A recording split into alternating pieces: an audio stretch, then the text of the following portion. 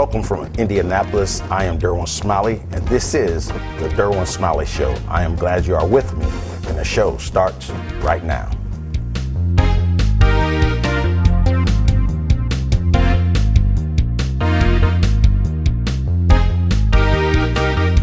Mr. Mark Miles is the CEO of Hulman and Company. Mr. Miles, it's an honor. Always good to be with you. Looks like you're a regular now. I guess so.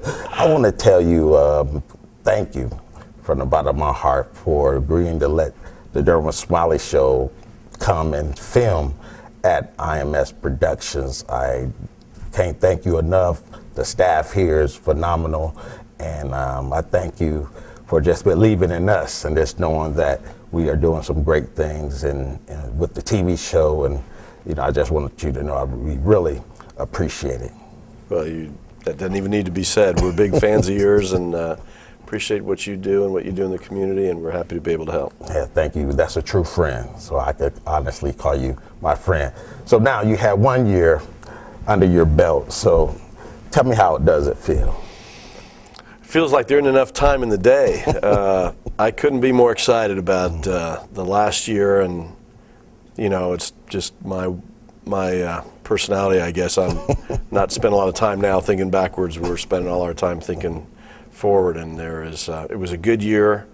I think we got the foundation in place for the growth of both all the things we do out here at the Indianapolis Motor Speedway, but also the IndyCar series around the country, and at some point maybe around the world. So it was a good year foundationally, but we are really spending all our time thinking about what's in front of us, and there's a lot to be excited about. Take me into, I know you're a businessman, and take me into the war room where all the creativity comes in, and how does that happen? They're in the room, although we do have a room, actually, now that I think about it, which we used for some of the brainstorming about the possibility of making some changes for May in conjunction with the Indianapolis 500. But whether you do it sitting here like this or in a war room doesn't matter so much. The thing is, creativity comes from collaboration and people talking to each other. So if you've got an organization where the culture is really siloed, I'm in security, so I deal with security, and you're in facilities, so you deal with facilities, and we don't talk to each other, then it's really hard to do creative thinking about how things could be improved. So I think the key to creativity and improvement from an organizational point of view is communication and collaboration. So we, sometimes maybe we do more than we should. People want to just get on with it, but we really do try to stress the need for kind of cross-functional communication, getting people in the same room for different functions, and giving them the chance to talk to each other, and encouraging people to say what they think is really important as well. Too many organizations, people are afraid for whatever reasons to say what they think. We try to create a culture that says it's your obligation to say what you think. It's not okay to disagree and sit in the room and not say anything. Better you weren't in the room. So that's part of it. I think just creating a culture where people know that it's cool. It's hoped that they will be big contributors to any discussion. This is a question I usually ask when there's like 30 seconds left. Tell me about your staff. Well, we've got a lot of employees around here in Indianapolis, and we got a lot of employees with our company called Clabber Girl in Terre Haute, Indiana. My direct reports have been reorganized this year. We have 3 people that are brand new. So it works this way. The head of IndyCar, from kind of a racing point of view, his title is President of Operations and Competition for IndyCar, is a gentleman who has done everything there is to do in what we call the paddock in racing. So he started out as a mechanic for very accomplished teams eventually, ended up as an owner of a team that won the 500-mile race, and is just as seasoned a veteran for everything racing and technical as we could find, and a wonderful guy. So his name is Derek Walker, and that's what he does for us. And then we took the commercial functions of our racing, whether it's Indianapolis Motor Speedway or IndyCar, and consolidated those. So we have one person whose name is Jay Fry, and he's the Chief Revenue Officer, which means he's got to sell. Yes. So he's finding sponsors like Verizon and also looking over our licensing program for both IndyCar and IMS. And then we've got a Chief Marketing Officer. His name is CJ O'Donnell, and CJ spent a life at Ford. He was globally responsible for marketing Jaguar, and from London eventually, and then he was in Tokyo for Mazda. He's a car guy and a great marketer and a great communications guy. Again, responsible for both sides of the street, IMS and IndyCar. Then we have Doug Bowles, who's the president of the Indianapolis Motor Speedway. He's got to make sure that place is shipshape and prepared to welcome so many guests, and constantly trying to make it more fan-friendly, a more easy, fun, considerate environment for our fans that come out here at the Speedway, and to bring more events to the Speedway. So that's a fun challenge. And then we've got our general counsel. Her name is Gretchen Snelling. She's a great lawyer, and she's been here a long time and is a fabulous asset for all of us. Who am I missing? Then we have Robbie Green, who is the president of this place, the Indianapolis Motor Speedway's production company. He's really running a business where they produce our live television for racing, but they've got a lot of other live clients. If here in Indiana we watch a Lakers game from the Staples Center, it's produced by our equipment, our technical people, even out in California. And then there's post-production, these studios and editing and that sort of thing. And then Jeff Belskus, who's been here a long time and is a key partner in all this. He's responsible for looking after the Clabber Girl operation in Terre Haute and for what we call shared services. So that includes information technology, HR, and financial. And he serves as our chief financial officer as well. So that's my team. Now that you had your team, now I'm going to give you some brownie points. Tell me about your family. How supportive? Well, we'll see if they listen. My wife, Helen, we've been married a long time. We got married in 1980. And I've never been somebody who gets home at 5 and sits on the porch. And we have 4 children that are ages 31 to 21. Right this minute, for the first time in a long time, they're all living in Indianapolis, so that's wonderful. Yes. And our only daughter, who is 30, maybe I shouldn't say that since she's a daughter, just a year ago gave us our first 2 grandchildren. She had twin girls, and it's just wonderful to have them all nearby. They've always been incredibly supportive and maybe vicariously kind of appreciated some of the fun stuff we've gotten into, and hopefully haven't suffered from the lack of a father who's there, every day, every evening. Because I'm a little preoccupied, but they know I love them. Mm-hmm. We have to take a break. Stay with us.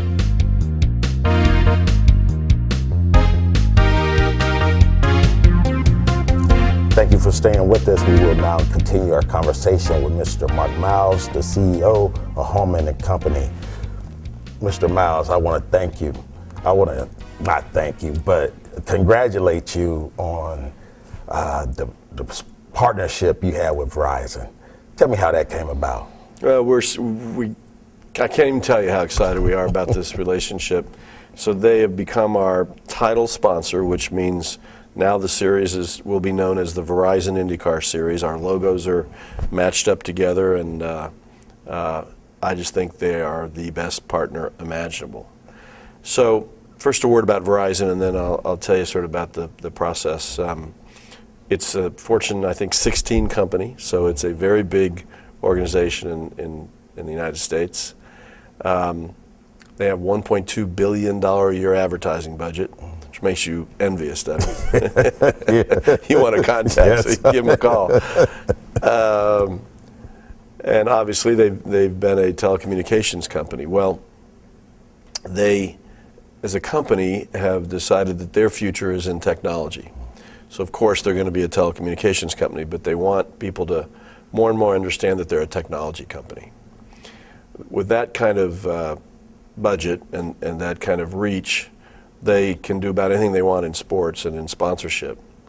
They've recently decided to reduce the number of sports that they're involved in considerably, and very happily to focus on the National Football League and IndyCar racing.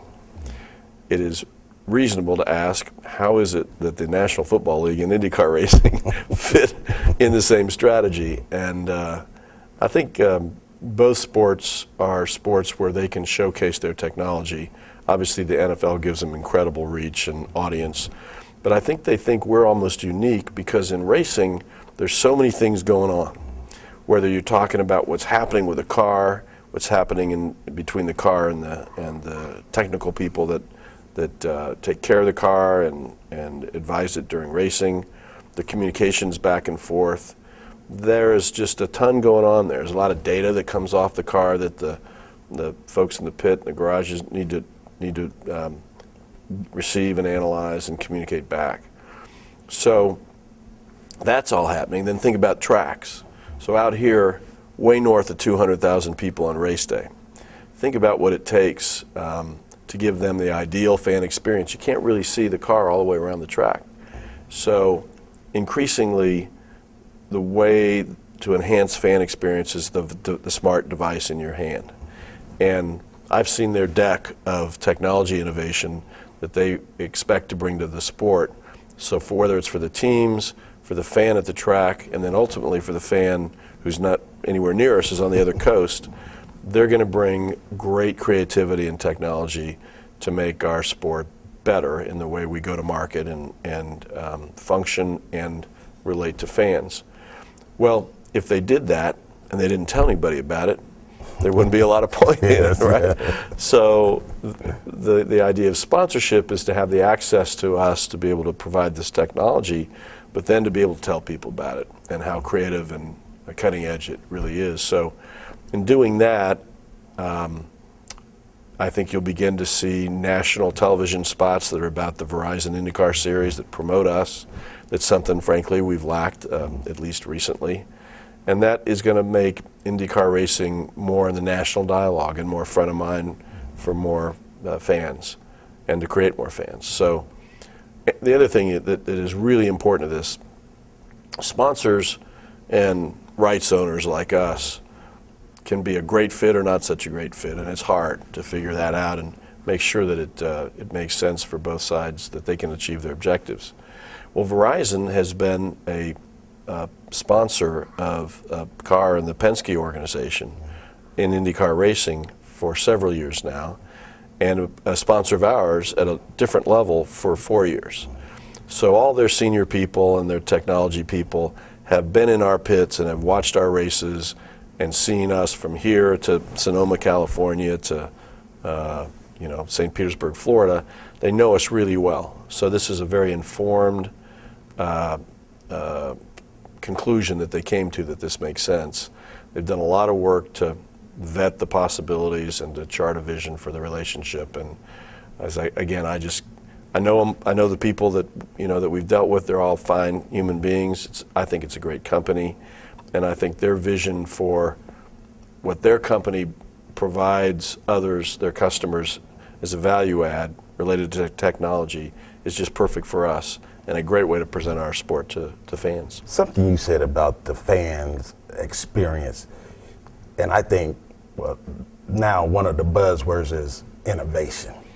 And do you think we will ever get to the day where you will be able to see most of the whole race instead of just seeing that car once it comes around you, where you're sitting at, or how can you get to where the fan will be able to just see the whole race going around? Or you think is that possible? Very soon that'll be the case with a device. You'll need some kind of smart device.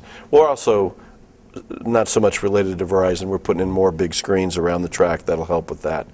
But there are technologies coming. They've talked a little bit about their multicast technology that will mean that devices which are compatible with that technology will not be limited by cellular capacity or internet or digital capacity, Wi-Fi.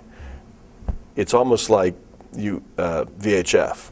They send out a signal with programming, and and every device can receive it if the device has the compatibility. And it can do all kinds of things at once. You can watch the race, the whole race. You can focus in on one car that has in-car cameras in it.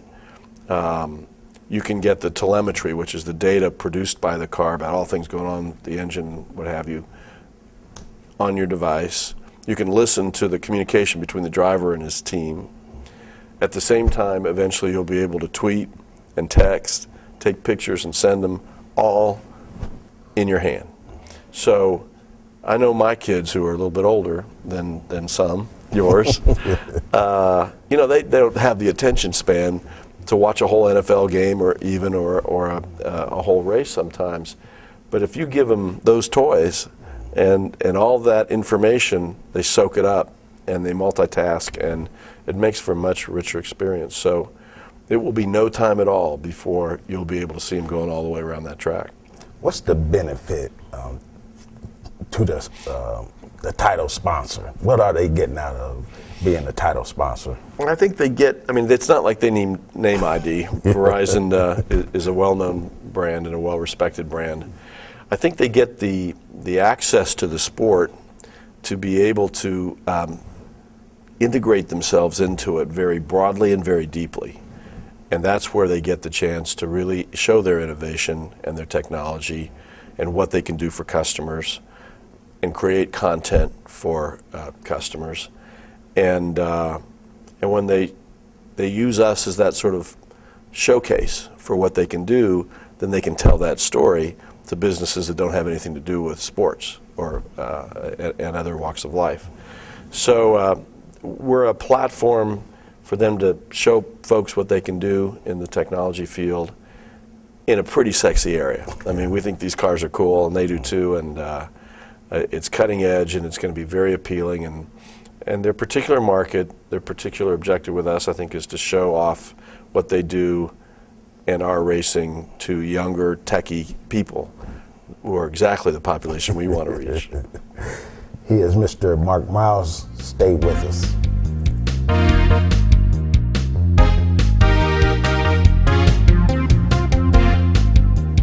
Mr. Miles, as we was going through to break, something popped up in my head. How fast will these cars be able to go in the future? Are we looking at 300 plus, and then take into account safety? Yeah. Well, it's a great question. It's one of the things we gave some thought to right when we got here. I didn't realize this because I hadn't been that close to the sport, but it's been sort of mid-90s since the last track record was set at the Indianapolis Motor Speedway. It was about 237 miles per hour. Last year at qualifying, the fastest car was a little over 228 miles per hour. So, and I remember as a kid, on the times I'd come out here, if I was listening on the radio, hearing Tom Carnegie's voice, a new track record. And, this past year at the qualifying, I could sit in the crowd and see him going over 228, and you could feel people go, I wonder if they'll get to 230. So the speed thing's a big deal, I think, and so is safety. So we did a lot of talking, and Derek Walker, who's the head of our competition, gave this a lot of thought, and we said, what if between now and 2016, which will be the 100th running of the Indianapolis 500-mile race, what if by then, in that year, our objective was to set the next new track record and go back and be just about that 237 mark. And the idea isn't to do it as a one-time stunt just to see if we can boost everything up, for that particular race, but a lot of people like to follow the developments of the car and the technology. We have tires, which affect how fast a car goes, not just how dependable they are. We have horsepower, and we have the aerodynamics of the car. And so we came to the conclusion that if we need to go about 10 miles per hour, our goal is to go about 10 miles per hour faster, we could sort of pull all three of those levers and out of each of them get a little bit of speed. And we expect we're going to set a new track record for by the 100th running of the Indianapolis Motor Speedway. We wouldn't do that if we weren't at least as committed, more committed to safety. It is a dangerous sport. That's all there is to it. but we have a responsibility to do what we can to mitigate and reduce the dangers. So, just to give you an example, aero kits are the package that can get applied outside the chassis, which affects the aerodynamics of the car, which can allow for it to go faster. And we have decided to introduce new aero kits for the 2015 season. We could have done that. We were pretty much ready to do that for the 2014 season, but there were some things we wanted to address in terms of the chassis, to just do that much more to make the car that much more safety before we start going a little bit faster. So we want to be real proactive about safety. We don't want to wait till something bad happens and then say, oh, is there anything that can be done? We try to identify the key risks, and most of them are around the protections of the driver in that chassis of that car and the tub that they sit in. And so there's a lot of work going on in that, a lot of engineering, and hopefully never-ending improvement and some investment. And we'll keep making the cars be safer and go a little bit faster. I don't know how fast is up, is the limit. But who would have thought 200 years ago what could happen, or 100 years ago is probably better.